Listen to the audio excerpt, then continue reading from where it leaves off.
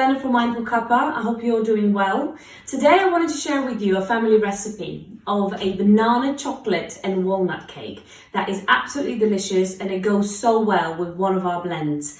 That blend is a Mursalski, Thyme and Rose, obviously with a little bit of honey, and that is a match made in heaven. Absolutely beautiful. So what we're going to do, what we're going to need to actually make this cake is a metal ring, a mixing bowl, 2 cups of flour sifted together with the baking powder, a cup of chopped walnuts, 2 eggs at room temperature, very important, a cup of cocoa powder, a cup of sugar, 2/3 of a cup of sunflower oil, the same cup of yogurt, but I've put it in a pint glass because when we put the soda bicarbonate, it's going to rise it up, so we need that space up. We also have bananas, obviously lemon and vanilla. So let's start.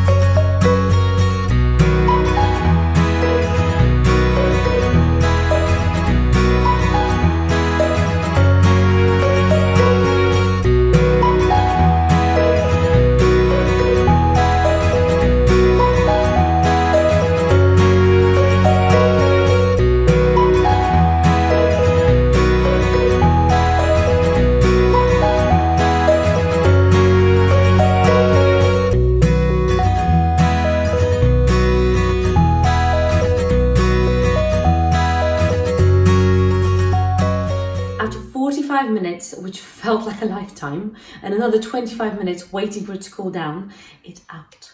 And it smells incredible, and it will taste incredible, I know, as I've eaten it for so many years. Now, what's missing is a beautiful cuppa tea, and more particularly a mindful cuppa tea. The one I recommended, which is Mursalski, Thyme and Rose. And my husband will show you exactly how to blend that if you click on the link below in the text. I hope you enjoyed my recipe, and I hope to see you soon.